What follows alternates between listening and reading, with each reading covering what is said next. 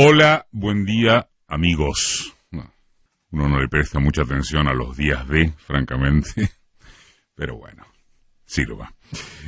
Queremos hablar de conejos hoy en la apertura de editorial. Los conejos de la galera que Excambiemos se propuso sacar a razón de como mucho uno por semana y que han tenido en estos días una expresión monumental. Ya se sabía o se supone que debería saberse del bombazo de humo en torno del acuerdo Mercosur-Unión Europea, porque eso no es una cortina, es algo mucho más grande. Apenas se advierte que no pasa de un convenio marco entre el zorro y las gallinas, un pacto neocolonial que de todos modos debería atravesar a unos años vista, deberá atravesar el límite aprobatorio de los parlamentos de cada país victimario y del conjunto de los que representan a las víctimas. Son detalles que no interesan en absoluto al diagrama cambiemita que excede a la campaña. Alguien, bastantes, muchos, seguramente son capaces de creer que se firmó algo histórico gracias a Macri. Es más, lo filmaron al canciller llorando de emoción y todo. Yendo no tan para atrás, en realidad, acá nomás, a comienzos de mayo, aunque hoy nadie lo recuerde, salvo que se lo apunten, llamaron a un diálogo político consistente en que la oposición pusiera el gancho a cuanto el gobierno implementó desde 2015. Era irrealizable o, más bien, simplemente ridículo, tratándose de un año electoral, pero marcaron la agenda durante varios días. Agotado el tema, le siguió la intentona de colocar como atentado político el doble crimen en cercanías del Congreso Nacional. De lo bizarra que era la intentona, se transformó enseguida en estigmatizar a toda la comunidad gitana. Eso tampoco duró, pero ya empezado junio, y con la carga de la masacre policial en San Miguel del Monte, que nunca registró siquiera una mera declaración condenatoria de la gobernadora Vidal, problemas respiratorios de Alberto Fernández se convirtieron en la posibilidad de una afección pulmonar grave. Ese entretenimiento también fue efímero, no importa cuánto duran, sino que vayan sucediéndose. Y a los pocos días llegaría la sensación Pichetto, que a su vez provocó, y sigue hasta ahora, otra detonación de humareda. Los mercados externos se llenaron de confianza súbita hasta el punto de explicar buena parte del dólar planchado. En caso de que usted quiera optar por otras alternativas ficcionales, puede escoger que la gran noticia es una inflación del 2,7% en junio, en baja, en lugar de que el acumulado interanual es de casi el 56%, es decir, lo que en cualquier país de los serios o de los otrora llamados bananeros sería una hiper. O algo más inimaginable aún, porque la suba de los precios es sin emisión monetaria, en medio de un proceso recesivo con ola de suspensiones y despidos, y con tasas de interés que son récord mundial.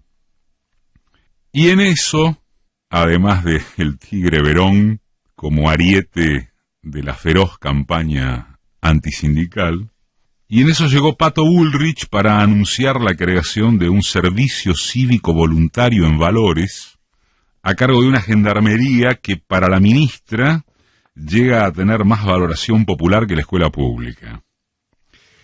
Por favor, apartemos como cuestión primordial, como si fuese una cuestión primordial, que este conejo sería imputable de pretender reintroducir la colimba o de que más les valdría dedicar políticas públicas a que disminuya el número de los jóvenes que no trabajan ni estudian abandonados por el sistema. Es decir, lo central es entender que en medio de este cuadro económico dramático, el gobierno guiona como trascendental que en el último cuatrimestre del año habrá 6 lugares de experiencia piloto, una vez por semana, para, con suerte, 1.200 jóvenes que asistirían gratuitamente a los cursos en todo el país.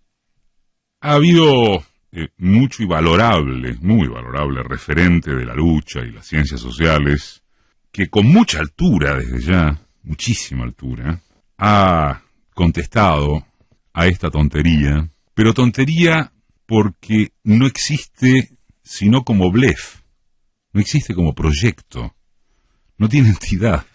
Se cayó en la fijación de agenda durambarbesca. No se trata de contestar al blef desde un lugar de moral política, sino de que no existe el proyecto. Y en todo caso, recordemos que el sentido del orden y de la protección a la juventud desamparada, de tirarle un hueso, de contenerla aunque más no fuera en un cuartel, pega simpáticamente en muchos de los propios sectores populares.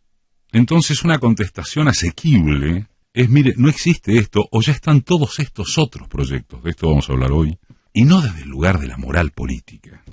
Uno recuerda que al kirchnerismo se le extravió, por ejemplo, que el valor seguridad es un fuerte reclamo no solo de las clases medias, sino del abajo de la pirámide.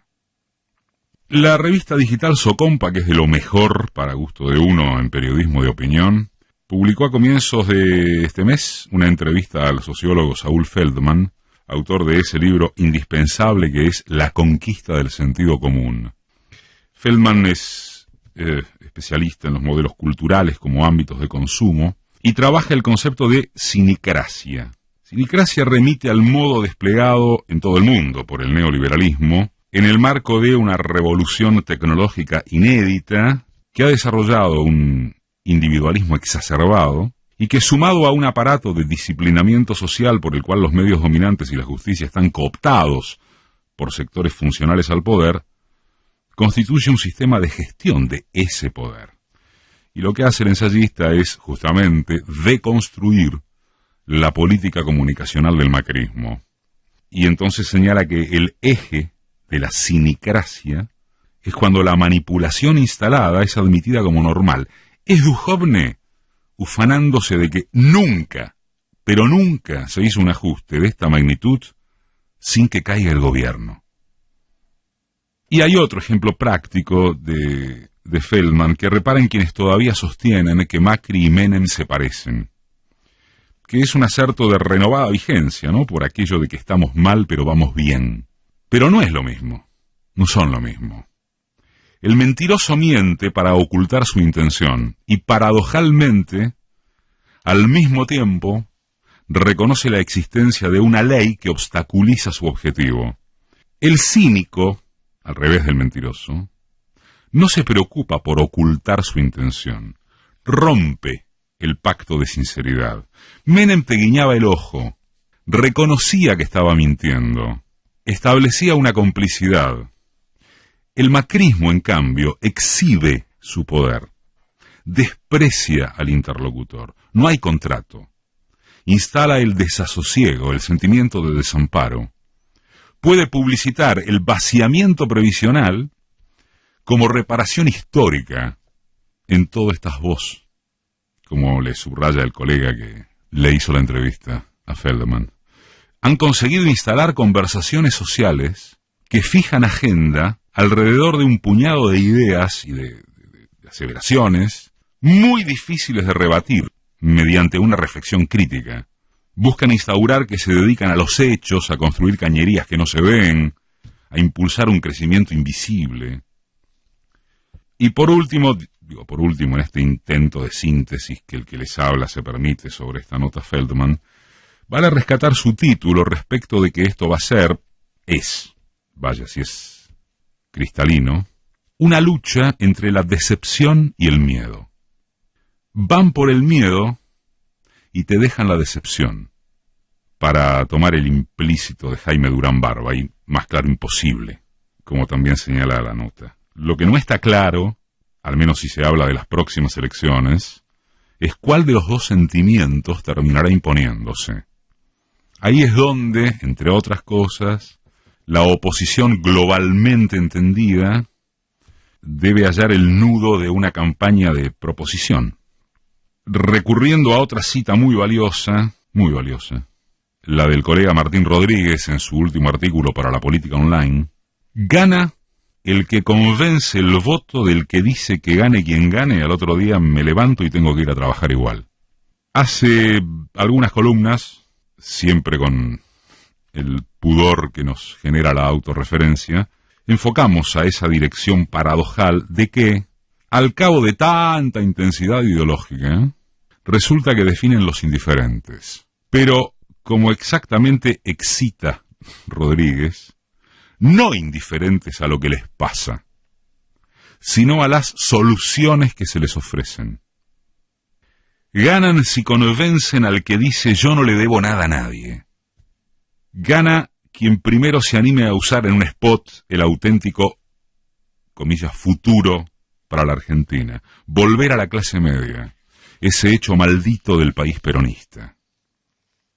Se puede coincidir o no, por supuesto, pero lo que mínimamente debe acordarse, a riesgo de ser cansadores, y lo que sigue va a ser más cansador todavía, les aviso, lo que mínimamente debe acordarse es que a la campaña opositora le falta tocar cierto nervio decisivo.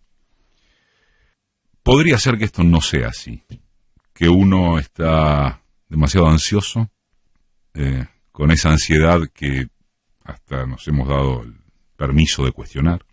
Podría no ser así, podría tratarse de que en verdad hay un tsunami silencioso o una diferencia indescontable a favor de Fernández y Fernández. Pero eso recién se comprobará en las urnas. Hasta entonces, y por eso decíamos lo de cansar, no dormirse en laureles eventuales, no tener mensajes o signos contradictorios, contar con una jefatura de campaña, es imprescindible porque de lo contrario es un riesgo, lo contrario es un riesgo que no está a la altura del desastre y de la cinicracia con que opera la banda gobernante.